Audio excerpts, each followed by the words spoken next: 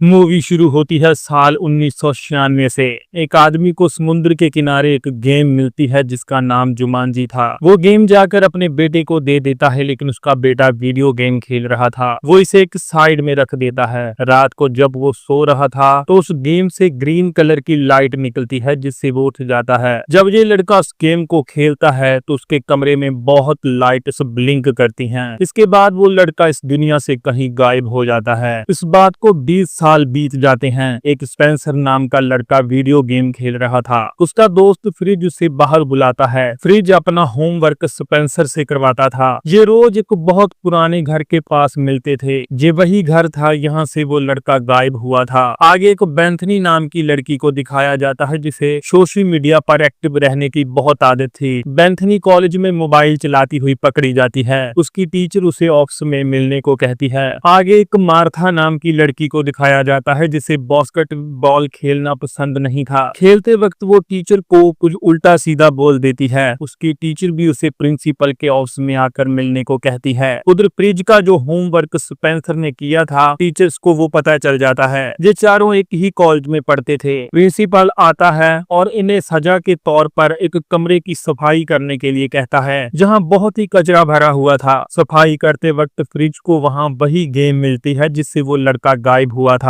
Spencer उसे TV के साथ कनेक्ट करके चलाता है। स्टार्ट होते ही गेम करेक्टर सेलेक्ट करने को कहती है। उनमें एक करेक्टर था जो सेलेक्ट नहीं हो रहा था। सभी अपने हिसाब से करेक्टर चुनते हैं। फ्रिज एक मूस फिनबार का करेक्टर चुनता है। स्पेंसर और डॉक्टर स्मोल्डर का करेक्टर चुनता है जो एक आर्कियोलॉजिस्ट था। बेंथनी प्रोफेसर शैली का करेक्टर चुनती है जो एक मैप एक्सपर्ट था। मार्था एक एक्शन गर्ल का करेक्टर चुनती है जो इस गेम में आदमियों से लड़ती है। इसके बाद स्पेंसर गेम स्टार्ट करता है। गेम से ग्रीन लाइट निकलने लगती है और कुछ म्यूजिक बजने लगता है। फिर इन चारों को गेम अपने बीच खींच लेता है। ये चारों एक अजीब से जंगल में जा गिरते हैं और इनका शरीर, आवाज सब बदल जाते हैं। इन्होंने गेम में जो भी कैरेक्टर सिलेक्ट किए थे ये उसी कैरेक्टर में आ जाते हैं। स्पेंसर डॉक्टर ब्रेवस्टोन बन जाता है। फ्रिज फिनबार के कैरेक्टर में आ जाता है जो एक जानवरों का एक्सपर्ट था। मार्था एक एक्शन गर्ल बन गई थी और बेंथनी प्रोफेसर शैली के कैरेक्टर में आ जाती है। ये एक आदमी का कैरेक्टर था जो इस गेम में सबको रास्ता बताता है। इनके हाथों पर 3-3 लाइंस बनी हुई थी। यहाँ प्रोफेसर शैली को एक हिप्पोटामस जानवर खा जाता है। इससे सब घबरा जाते हैं, लेकिन 2 सेकंड बाद वो फिर आसमान से जिंदा लौट आता है। बाद में बहुत सारे हिप्पोटामस जानवर इनके पीछे पड़ जाते हैं। ये वहां से भागने लगते हैं। वहीं इन्हें एक आदमी गाड़ी में बैठा कर ले जाता है। ये उस आदमी से बहुत सवाल पूछते हैं, लेकिन वो बार बार एक ही बात बोल रहा था। स्पेंसर कहता है कि ये इस गेम का एक बॉट है। ये उतना ही बोलेगा जितना इसमें फीड किया गया है। वो बॉट बताता है कि मैं इस जंगल का गार्ड हूँ। मेरे एक दोस्त रूसल वैन ने मेरे साथ धोखा करके एक जैगुआर की मूर्ति से बहुत शक्तिशाली हीरा चुराया है। उस हीरे की वजह से ही जुमांजी के जंगलों में बहुत खुशहाली थी। जब से उसने इस हीरे को चुराया है तभी से इस जंगल में अशांति फैली हुई है। हीरे के कारण उसने सारे जंगल के जानवरों को अपने वश में कर लिया है। लेकिन एक दिन मैंने वो हीरा चुरा लिया था। उसने सारे जानवरों और आदमियों को मेरे पीछे लगाया हुआ है। वो आदमी हीरा डॉक्टर ब्रेवस्टोन जानी के स्पेंसर को दे देता है और कहता है कि अब आप लोगों को ये हीरा फिर से उस जैगुआर की मूर्ति पर लगाना होगा। इससे ही जुमांजी के जंगलों में शांति आएगी। और इन्हें जंगल का नक्शा देकर एक जगह पर इन्हें उतार देता है और जाते वक्त कहता है कि सबसे पहले तुम्हें इस नक्शे का मिसिंग पीस ढूंढना होगा। इस मैप को सिर्फ बेंथनी जानी के प्रोफेसर शैली का कैरेक्टर ही देख सकता था। कोई ढूंढते हुए स्पेंसर अपनी छाती पर हाथ मारता है तो उसके कैरेक्टर की सारी डिटेल निकल आती है। फिर मार्था अपनी डिटेल निकालती है। इसमें इनकी कमजोरियां भी लिखी हुई थी।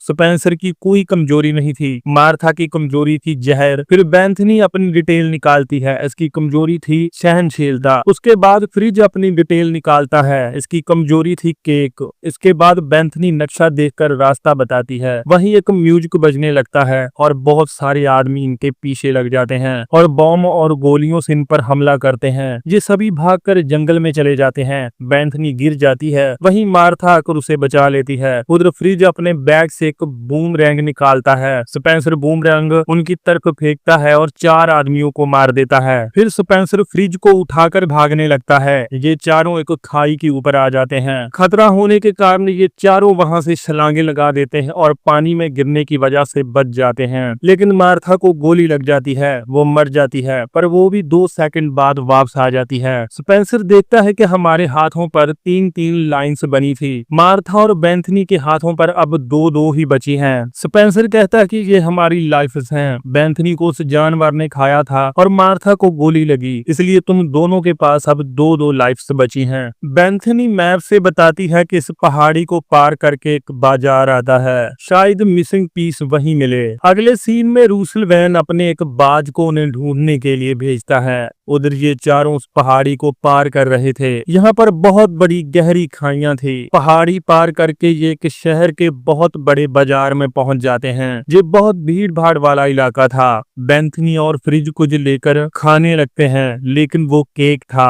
और केक फ्रिज की कमजोरी था। केक खाने के बाद फ्रिज के टुकड़े हो जाते हैं, लेकिन वो भी वापस आ जाता है। अब फ्रिज की भी 2 ही लाइफ बची थी। यहीं इन्हें एक बच्चा मिलता है जो उससे मिसिंग पीस के बारे में पूछते हैं। वो इन्हें एक कमरे में ले जाता है। वहीं वो बाज इन्हें देख लेता है। बच्चा इन्हें एक बॉक्स के पास लेकर जाता है। उसमें एक सांप था और वो मिसिंग पीस भी, लेकिन उस सांप से बचने का एक ही तरीका था कि उसकी आंखों में आंखें डालनी थी। स्पेंसर उस बॉक्स को उठाता है और बेंथनी आंखों में आंखें डालने लगती है, लेकिन वो डर जाती है। सांप जाकर मार्था को काटने लगता है। स्पेंसर उसे पकड़ लेता है और फ्रिज उसके जहर वाले दांत तोड़ देता है। उस बॉक्स में एक कागज में एक हाथी की मूर्ति थी और कागज पर लिखा था, जब तुम मुझे देखो तो चढ़ाई शुरू कर दो। वहीं इनके पीछे गुंडे लग जाते हैं और ये भागने लगते हैं, लेकिन स्पेंसर उन सब से लड़ने लग जाता है और एक एक को उठाकर दीवारों से मारता है। वहीं रूसल वैन आकर इन्हें घेर लेता है। एक लड़का स्मोक बम फेंकता है और इन्हें वहां से भगाकर एक सुरंग में ले जाता है। इस सुरंग में कई तरह के खतरे थे, ये सबको पार कर लेते हैं। आगे मगरमच्छों से भरा हुआ एक गड्ढा आता है। वो लड़का एक फट्टा लगाकर उस सुरंग से इन्हें निकाल लेता है। वो सुरंग एक जंगल में जाती थी। ये सब वहां आ जाते हैं। वो लड़का अपना नाम अलेक्स बताता है। ये सब भी उसे अपना नाम बताते हैं। उधर भागने की वजह से गुस्से में रूसल वैन अपने एक आदमी को मार देता है। अलेक्स बताता है कि मेरी कमजोरी मच्छर है, इसलिए मैं चारों ओर कैंडल्स जलाए रहता हूँ। वो कहता है कि मैं इस गेम में पायलट हूँ। इस गेम का अगला लेवल ट्रांसपेरेंट शेड है। उसे पार करने में मेरी 2 लाइफ चली गई, अब 1 बची है और मैंने इसी गेम में रहने का फैसला किया है। अब आप आ गए हैं तो शायद पार कर लूं। यहाँ इन्हें ये भी पता चलता है कि जो मिसिंग पीस था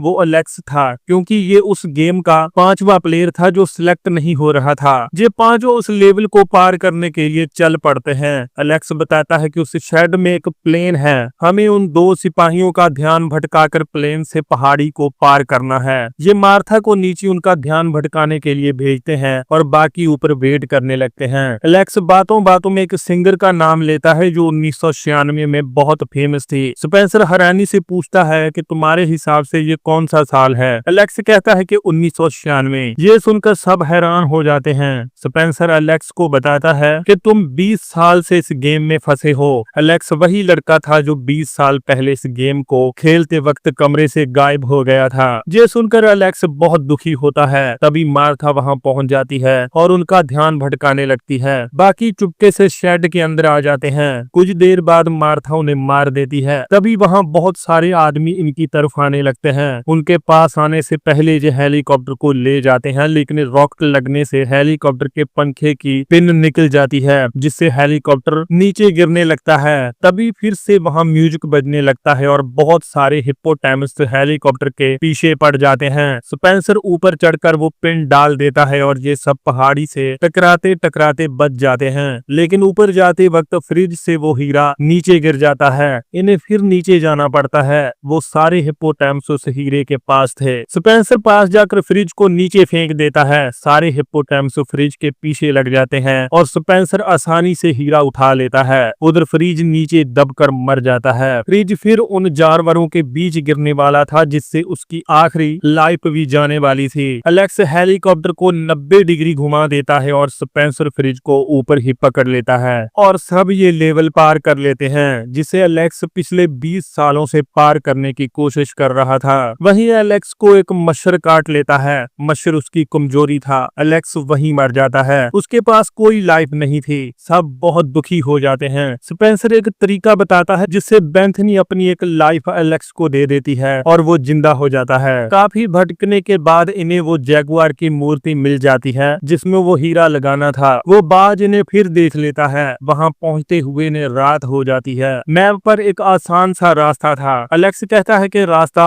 इतना आसान नहीं हो सकता। जब स्पेंसर उस हीरे को पकड़ता है तो मिसालें अपने आप जलने लगती हैं। यही रास्ता उस मूर्ति तक जाता था। फिर वो खतरनाक म्यूजिक बजने लगता है। पहले स्पेंसर एक पेड़ पर चढ़कर आगे बढ़ने लगता है। उस पर एक जैगुआर हमला कर देता है और उसकी भी एक लाइफ चली जाती है। वहीं इन्हें रूसल वैन के आदमी आते दिखाई देते हैं। फ्रिज कहता है कि हमें इन्हें चकमा देना होगा और हम सभी अलग अलग दिशा में जाएंगे ताकि स्पेंसर उस मूर्ति तक पहुंच सके। पहले मार्था 3-4 को निपटाती है। उधर स्पेंसर पर एक जैगुआर हमला करने लगता है। वहीं एलेक्स उसे अपने पीछे लगा लेता है।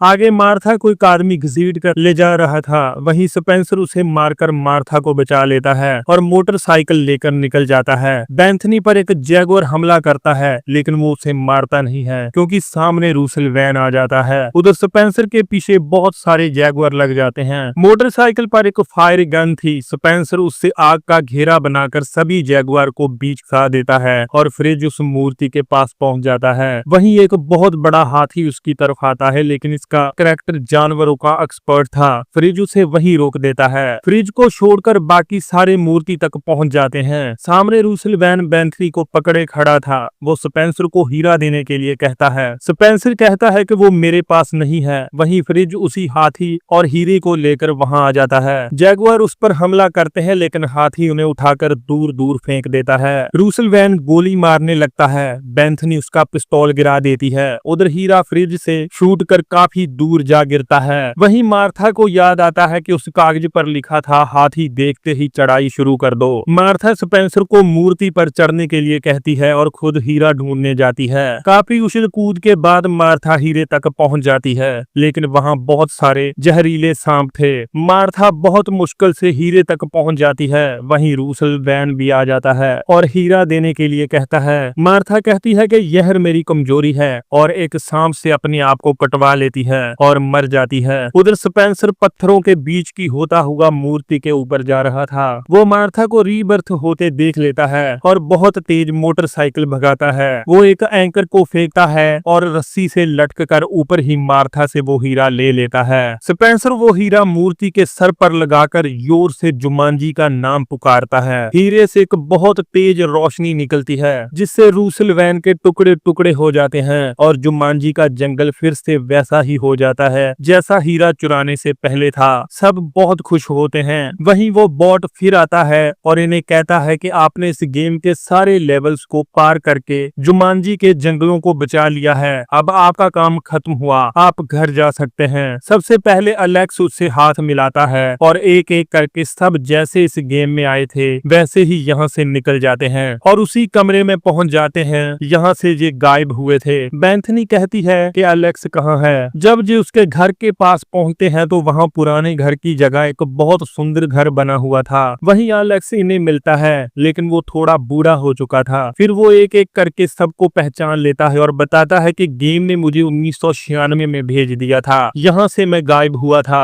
और अब आपके सिवा किसी को कुछ नहीं पता कि मैं गायब हुआ भी था या नहीं। ये चारों फिर से कॉलेज जाना शुरू करते हैं। एक दिन इन्हें फिर वो म्यूजिक सुनाई देता है जो मुसीबत आने पर उस गेम में बजता था। ये चारों उस गेम को एक कोने में ले जाकर पूरी तरह से तोड़ देते हैं ताकि इस मुसीबत में दूसरा कोई ना फंसे और यहीं पर ये मूवी खत्म हो जाती है। वीडियो अच्छी लगे तो वीडियो को लाइक शेयर जरूर करें और ऐसी और मूवी एक्सप्लेन वीडियो देखने के लिए हमारे चैनल को सब्सक्राइब करें।